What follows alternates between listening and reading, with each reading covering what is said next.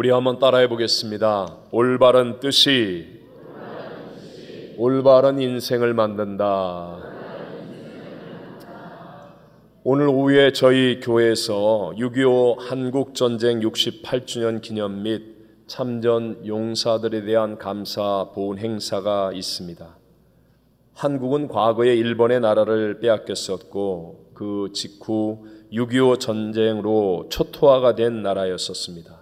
그래서 여기에 연세 드신 분들은 다 체험하셨겠지만 1960년대까지만 해도 절대 빈곤의 시절을 보내었습니다. 그때는 옷이 없었던 시기였기에 패션이 아니라 그저 가릴 것을 가리고 따뜻하면 되었던 시대였습니다. 먹는 것도 부족했기 때문에 끼니를 염려했었습니다. 그래서 쌀과 잡곡을 억지로 섞어 먹는 혼식을 해도 주는 대로 불평 없이 맛있게 먹었었습니다. 그런 때는 생존이라고 하는 확실한 인생의 목표에 집중되어 있었기 때문에 딴 생각을 할 겨를들이 없어서 자살과 같은 것들도 별로 없었습니다. 그런데 경제 부흥을 이루고 잘 살게 된 이후부터 한국의 자살률은 12년째 OECD 1위를 하고 있는데 절대 빈곤의 문제를 해결하겠다는 그 목표가 너무 갑자기 이루어지고 난 다음 인생의 올바른 목적을 찾지 못한 상실감과 허무감이 크기 때문에 그런 것이라고 합니다. 이것은 신앙생활에서도 마찬가지입니다.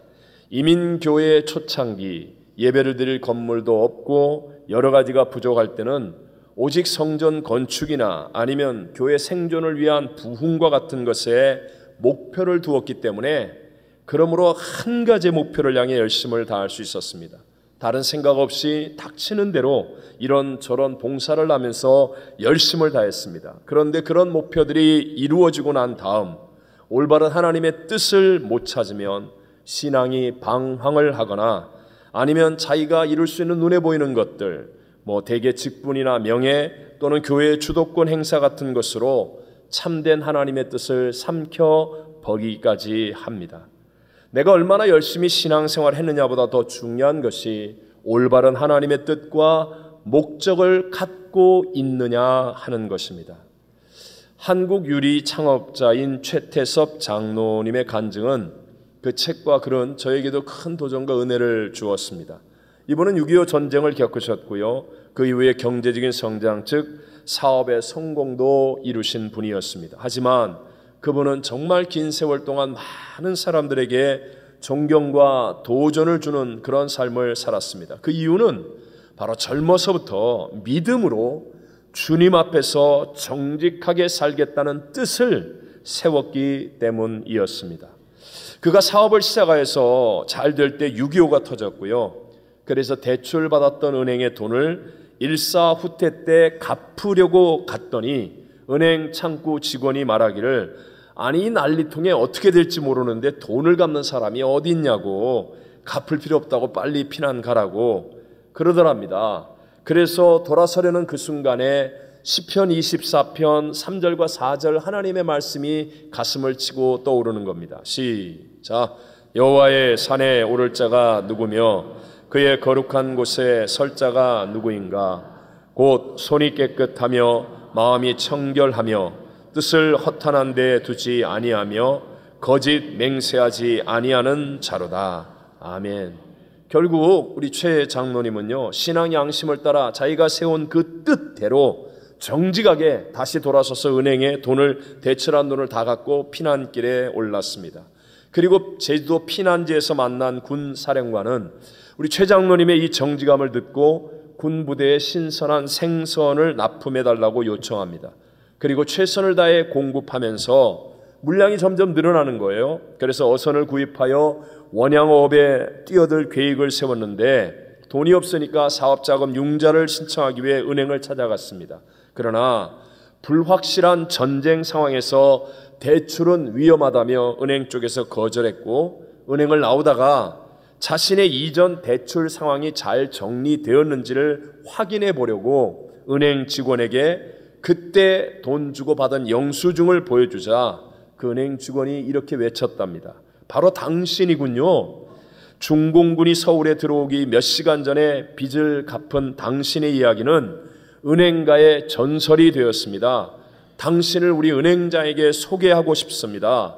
그래서 은행장을 만났어요. 그리고 은행장이 손을 잡고 이렇게 말합니다. 당신 같은 정직한 사람이 있으니 우리나라는 소망이 있습니다. 필요한 것이 무엇입니까?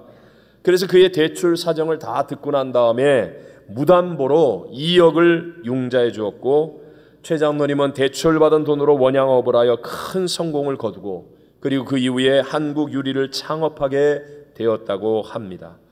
사실 이 최태섭 장로님은요, 하늘나라 갈 때까지 민족화합 기도회를 이끌면서 주님 중심으로 정말 아름다운 섬김의 삶을 살았던 분입니다.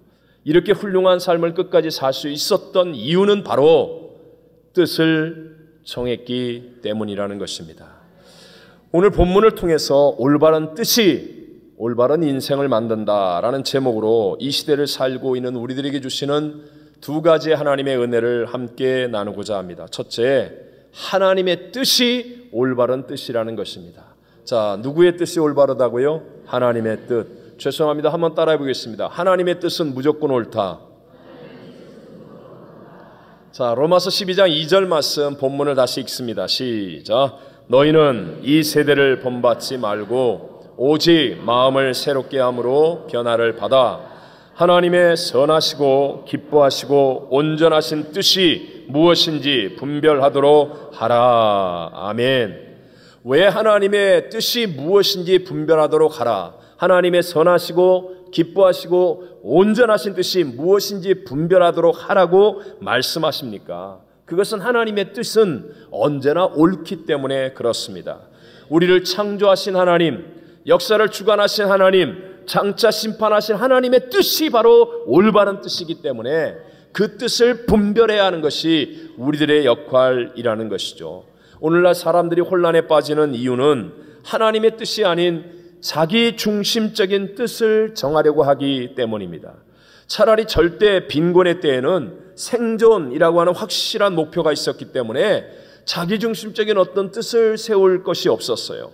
그런데 조금 여유가 생기고 힘이 생기면서부터 사람들은 끊임없이 자기 자신에게 초점을 맞추려고 합니다. 자기에게 좋은 것이 좋은 거라는 거죠. 자기에게 이익이 되는 것이 맞는 것이라고 생각하는 것입니다. 그래서 어떤 부모는 자녀를 위해서 모든 것을 쏟아붓습니다. 자기가 하지 못한 것까지 이루고 싶은 욕심 때문에. 그런데 나중에 그 자녀들이 커서 알아주기는커녕 누가 해달라고 그랬냐고, 그러면서 오히려 귀찮아하고 비뚤어지는 더 큰 갈등 가운데 빠지는 분들도 보았습니다.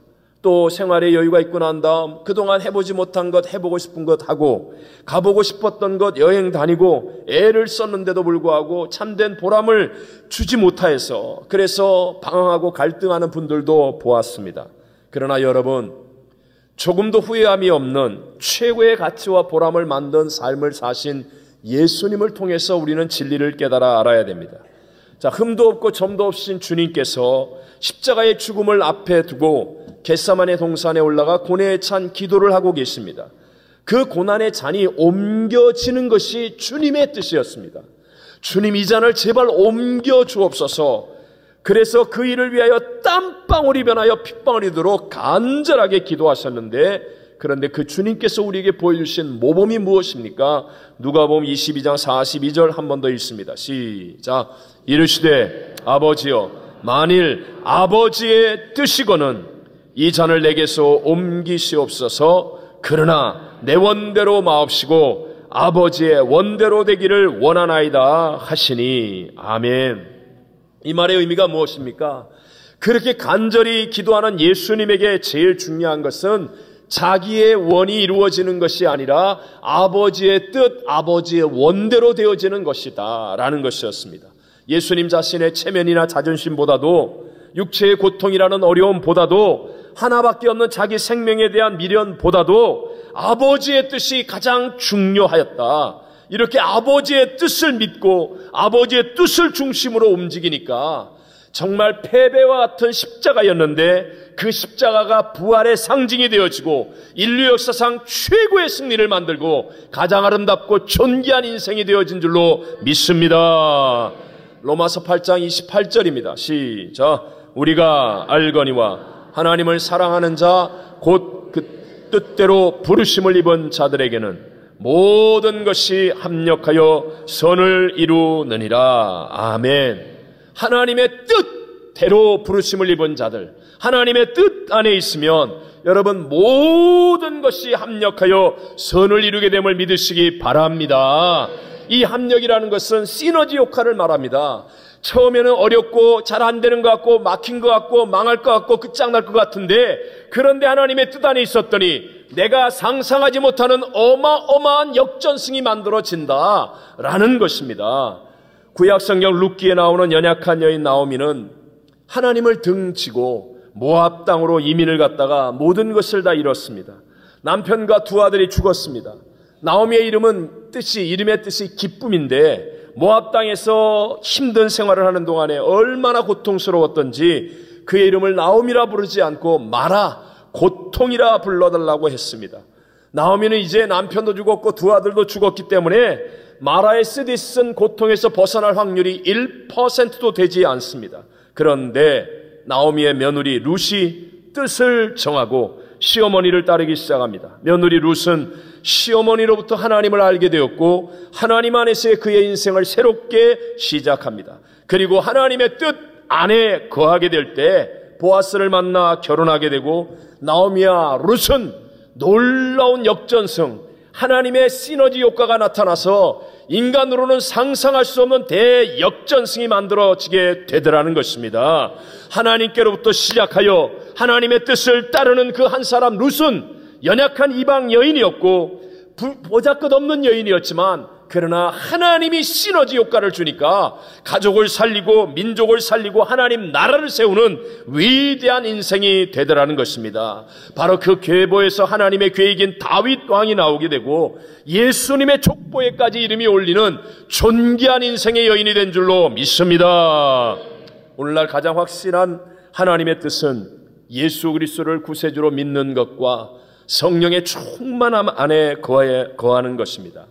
우리 다 아는 성경 요한복음 3장 18절 시작. 하나님이 세상을 이처럼 사랑하사 독생자를 주셨으니 이는 그를 믿는 자마다 멸망하지 않고 영생을 얻게 하려 하심이라. 아멘. 우리는 사망의 종이었습니다. 그런데 하나님이 독생자를 주시면서 하나님의 뜻이 무엇입니까? 믿는 자는 멸망하지 않고 영생을 얻는다. 즉 예수를 믿었더니 좋아지게 되고 복을 받게 되더라. 예수님께 해답이 있고 예수님께 문제 해결이 있는 줄로 믿습니다. 그래서 기독교의 목표는요, 먼저 착해지고 먼저 정직하게 살고 먼저 성실해지고 이게 아니라 하나님의 뜻인 예수님을 먼저 만나는 것이 우리의 목표입니다. 예수님을 만나고 예수님을 믿게 되고 예수님이 내 안에 훅 하고 들어오시면, 그러면 내가 전혀 상상하지 못했던 하늘의 능력이 임하고 하늘의 지혜가 임하고 하늘의 평강이 임하고 하늘의 기쁨을 가지고 땅을 이기면서 살아가는 사람들이 되어질 줄로 믿습니다. 하나님의 뜻인 예수님이 내 안에 들어오시면 내 형편과 처지, 내 능력, 내 지혜, 내 어떤 것 아무 상관없다니까요. 하나님의 뜻인 예수님이 내 안에 들어오시면 예수님이 내게 꿈을 주시고 예수님이 내게 죄를 용서하시는 회개의 은혜를 주시고 예수님이 내게 가난과 저주를 이기시는 축복을 주시고 예수님이 내게 병을 이기시는 치료를 주시게 될 줄로 믿습니다. 성령이 내 안에 거하시면 하늘의 권능을 가지고 담대하게 살아가고 가치 있게 살아가고 보람 있게 살아가는 하나님의 역사가 만들어지게 되는 줄로 믿습니다. 그때나 지금이나 영원토록 변함없이 우리의 인생이 좋아지고 우리의 인생이 가치 있고 보람된 올바른 인생이 되려면 먼저 하나님의 뜻을 분별하고 뜻 안에 거하는 삶이 되어야 될 줄로 믿습니다. 그럼 두 번째로, 하나님의 뜻을 분별하여 그 뜻 안에 거하기 위해서는 마음을 새롭게 함으로 변화를 받아야 한다는 것입니다. 무엇을 새롭게 해서 변화를 받으라고요? 마음은 생명의 근원입니다.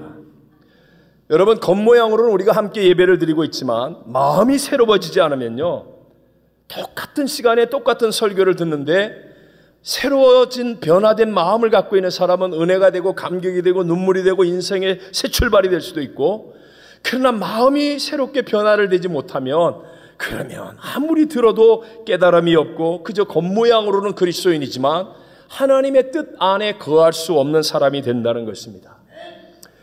겉으로는 예쁜데 공부도 잘하는데 근데 마음이 자기 착각과 교만으로 공주병에 걸린 한 자매가 있었습니다.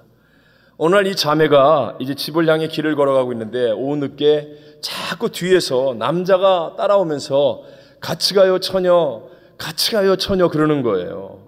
그러니까 이 공주병에 걸린 마음을 가진 자매는 그럼 그렇지 나를 남자들이 가만둘 수가 있나 이런 한편의 마음이 들면서 계속해서 굵직한 목소리로 같이 가요 처녀 그러니까 궁금해가지고 한번 싹 뒤를 돌아봤습니다. 그랬더니 뒤에 한 남자가 따라오긴 따라오는데 큰 수레를 끌면서 큰 소리로 이렇게 외치고 있습니다. 갈치 사요 1,000원, 갈치 사요 1,000원. 왜 옛날에 우리 저녁 식사하기 전에 보면 동네에 그런 장사들이 왔다 갔다 그러잖아요. 그러니까 저녁 반찬거리로 갈치 사요 1,000원 그러는데 이 마음이 공주병에 있는 이 자매의 귀에는 같이 가요 처녀, 같이 가요 처녀 이렇게 들리는 거예요. 여러분 사람은요 들어야 할 진리를 듣는 게 아닙니다. 자기가 듣고 싶은 대로 듣게 되어 있어요. 그래서 아무리 진리를 가르쳐도요 몰라요. 마음이 새롭게 변화를 받지 않으면 깨달으려고 하지 않고 들으려고 하지 않고 들어도 모른다는 것입니다. 그러나 먼저 내 마음이 새롭게 함으로 변화를 받게 되면 그러면 늘 우리에게 말씀하신 하나님의 음성도 듣게 되고 하나님의 뜻을 분별하여 그 뜻 안에서 가치 있는 대역전성을 이루는 위대한 인생이 되어질 줄로 믿습니다. 그럼 마음을 새롭게 한다는 것은 무엇을 의미합니까? 어떻게 하면 내 마음을 새롭게 할 수 있습니까? 한마디로만 얘기한다면 불순종의 마음을 순종의 마음으로 바꾸는 것. 다시 한번 무슨 마음을? 불순종의 마음을 무슨 마음으로? 순종의 마음으로 바꾸는 것이 내 마음을 새롭게 하여 변화하는 것입니다. 여러분 첫사람 아담과 하와가 최고의 환경인 에덴 동산, 첫사람 아담과 하와가 어떤 존재입니까? 하나님의 형상과 모양대로 하나님이 직접 지으신 사람입니다. 그 첫사람 아담과 하와가 최고의 환경인 에덴 동산에서 실패한 이유는 다른 것 아무것도 없습니다. 단 한 가지, 하나님의 말씀에 대한 뭐예요? 불순종 때문이었습니다. 불순종. 그래서 그 이후 아담과 하와의 후손으로 태어나는 우리 모든 인간의 마음속에는 불순종의 피가 흘러요. 불순종의 포로가 되어 있다는 겁니다. 여기 어린아이들 키워본 사람 다 알잖아요. 누가 가르쳐주지 않았는데도 불구하고 어떻게 이렇게 불순종이 자연스러울까? 우리 그런 거 다 느낍니다. 우리 진짜 예배 시간에 가만히 있으라 그러면 애들은요 더 난리법석을 피우고요. 그래서 당황한 교육자와 교사들이 막 조용히 하라고 그러면 오히려 더 크게 울어 제끼고요. 또 하지 말라고 그러면 꼭 하려고 그러고 또 나가서 좀 하라고 그러면 또 쭈삣쭈삣 아무것도 안 하고 애들에게 예스라는 말을 가르쳤는데도 불구하고 어디서 들었는지 노라는 말을 하고 대들려고 그러고 싸우려고 그러고 억지로 야단을 치고 간신히 꺾어놔야만 그러면 순종하는 척하는 것. 아이들만 그래요? 아닙니다, 여러분. 어른들도 마찬가지입니다. 단지 좀 더 세련되게 할 뿐입니다. 어른들은요 그럴듯한 변명과 이유를 둘러대거나 남의 탓 세상 탓을 하면서 포장지를 잘 가리면서 아주 세련되게 불순종을 하는 것이지 다 불순종의 피 속에 우리는 고통을 당하고 있습니다. 그래서 여러분 보세요. 하나님의 큰 은혜나 하나님의 큰 기적을 체험한 분들이 간증할 때 보면 반드시 그런 역사 이전에 자기에게 어떤 고난, 어떤 사건, 계기를 통하여 하나님 앞에 순종을 결단하는 마음의 변화가 있었다는 사실을 알게 됩니다. 갑자기 누가 아파가지고 내가 그동안에 잘못했던 거 회개하면서 하나님 내가 이제 순종하겠어. 그러니까 어떤 응답이 일어나고 기적이 일어나더라. 무슨 일이 있어났을 때 내 마음이 순종을 결단했더니 하나님의 놀라운 역사가 있더라. 이건 공통점입니다. 공통점. 예수님이 그래서 우리에게 이렇게 말씀합니다. 빌립보서 2장 5절로 8절을 읽어옵니다. 시작. 너희 안에 이 마음을 품으라. 곧 그리스도 예수의 마음이니 그는 근본 하나님의 본체시나 하나님과 동등됨을 취할 것으로 여기지 아니하시고 오히려 자기를 비워 종의 형체를 가지사 사람들과 같이 되셨고 사람의 모양으로 나타나사 자기를 낮추시고 죽기까지 복종하셨으니 곧 십자가에 죽으심이라. 아멘. 우리가 품어야 될 예수의 마음, 우리 안에 없는 예수님이 주실 수밖에 없는 마음, 그것이 무엇입니까? 자기를 낮추고 십자가에 죽기까지 복종하는 이 마음을 품으라는 거예요. 그래서 이 마음으로 내 마음이 새롭게 함으로 변화를 받으면, 그러면 하나님의 뜻을 분별하고 하나님의 뜻 안에 거하는 복을 누리게 될 줄로 믿습니다. 제가 설교를 준비하면서요, 짧지만은 않은 30년 이상의 목회를 통해 깨달은 것이 가장 분명한 것 중에 하나가 이것입니다.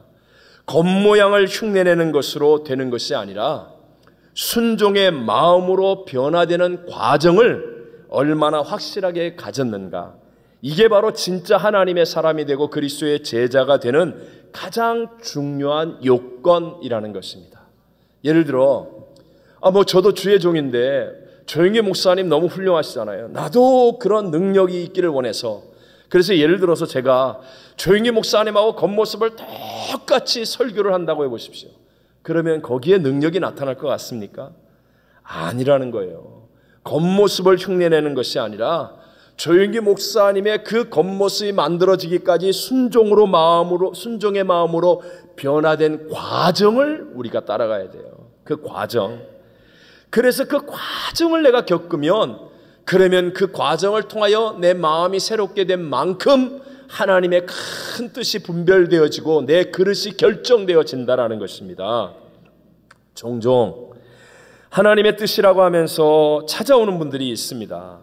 예를 들면 최근에 어떤 분은 자기가 기도하는데 분명히 하나님이 저를 찾아가 보라고 했다고 하면서, 그래서 결론이 뭐냐, 저희 교회가 자기한테 차를 한 대 사줘야 한다라는 거예요.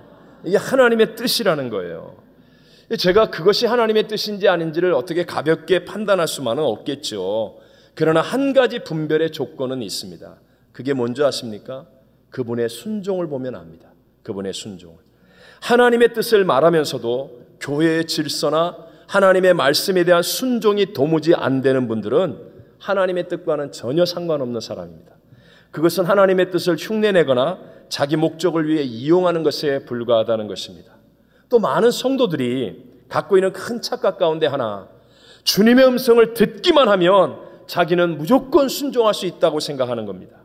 주님의 음성이 안 들리고 주님의 뜻을 몰라서 지금 순종을 못하는 것이지, 듣기만 하면 순종은 문제가 아닙니다. 이렇게 착각하는 성도들이 의외로 많다는 거죠. 예를 들어서 종종 저에게 찾아오는 분들 가운데 하나님께서 저에게 어디로 가라고 말씀만 하시면 제가 무조건 그곳에 선교사로 갈 준비가 되어 있습니다. 이런 분이 있어요. 또 어떤 분은 목사님, 제가 자바냐 한인타운이냐 하나님이 말씀만 하시면 제가 그대로 그 뜻대로 순종하겠습니다 라고 하는 집사님도 계세요. 어떤 청년은요, 하나님이 이름 첫 글자만이라도 가르쳐 주시면 제가 조건 따지지 않고 무조건 결혼하겠습니다, 이렇게 하는 청년도 있어요. 여러분, 그렇지만 여러분 아셔야 됩니다. 하나님께서, 그분들은 이렇게 생각합니다. 하나님께서 아직 말씀해 주시지 않으셔서 자기가 순종을 못하고 있다라고 착각하고 있습니다. 이런 경우에 먼저 살펴야 할 것은요, 듣고 싶은 하나님의 음성을 살피는 게 아니라 하나님께서 이미 하신 말씀에 네가 순종했느냐 하는 거예요. 이걸 먼저 살펴야 돼요. 하나님이 이미 하신 말씀들이 있어요. 거기에 너는 순종하고 있느냐? 이게 안 되는 사람은요, 안 들려서 순종 안 하는 게 아니라 순종 안 할 인간이기 때문에 안 말씀하시는 거예요. 네? 너무 과격했나요? 표현이? 특별히 리더나 아니면 교회 직분을 가지려고 할 때 무엇보다도 먼저 정말 먼저 철저하게 훈련해야 될 것, 자신의 마음을 순종으로 새롭게 함으로 변화를 받아야 한다는 것입니다. 그래야만 그 자리에서 정말 세상과 다른 하나님의 뜻이 내게 전해질 때 그 뜻을 순종함으로 자신도 살고 공동체와 다른 사람도 살리는 하나님의 뜻 가운데 가는 올바른 신앙생활이 될 수 있기 때문입니다. 만약에 순종의 마음으로 변화를 받지 않으면요, 사실은 그 직분을 받은 이후의 삶이 복이 아니라 재앙이에요. 형벌이 되는 거예요. 공동체를 망가뜨리는 거예요. 완전한 순종을 위한 대가 지불이 큰 것은 사실입니다. 하지만 불순종의 대가는 훨씬 더 크다는 것을 알아야 합니다. 여러분, 에덴 동산에서 왜 아담과 하와가 쫓겨났다고요? 불순종했기 때문에요. 다 잃어버렸어요. 다 잃어버렸어요. 순종의 대가 지불이 크다고요? 아닙니다. 불순종의 대가 지불이 훨씬 큽니다, 여러분. 마태복음 7장 21절에 예수님이 이렇게 말씀하죠. 시작. 나더러 주여 주여 하는 자마다 다 천국에 들어갈 것이 아니요 다만 하늘에 계신 내 아버지의 뜻대로 행하는 자라야 들어가리라. 아멘. 그날을 어떻게 알 수 있다고 생각하십니까? 주여 주여 한다고요? 아니에요. 그 믿음이 진짜 믿음인지는 순종을 통해 확인할 수 있다는 겁니다. 보십시오. 사울 왕은요, 정말 좋은 조건을 다 갖춘 사람입니다. 그런데도 순종의 마음으로 변화되지 못한 채 왕이 되었습니다. 그러니까 하나님이 아무리 뜻을 말씀해 주어도 순종이 안 되는 거예요. 결국 그 불순종의 대가로 이스라엘 나라 전체가 혼란에 빠지고 자신과 가정은 처참하게 박살이 나는 그런 가문이 되어버리고 맙니다. 거기에 비해 다윗은 광야를 통해서 철저하게 순종의 마음으로 변화되는 훈련을 받습니다. 그러니까 왕이 된 이후에 이스라엘 그 깨어진 나라가 공동체가 하나로 통일이 되고 자기의 가족들과 따르는 모든 사람들이 복되게 되는 좋은 지도자, 하나님의 마음에 합한 사람이 될 수 있었다는 것입니다.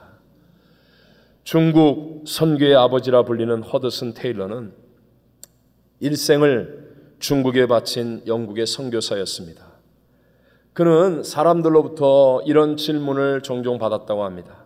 당신은 어떻게 일생을 그렇게 힘든 사역자로 보낼 수가 있었습니까? 그러면서도 행복한 비결은 무엇입니까? 그럴 때마다 허드슨 테일러가 대답한 말입니다.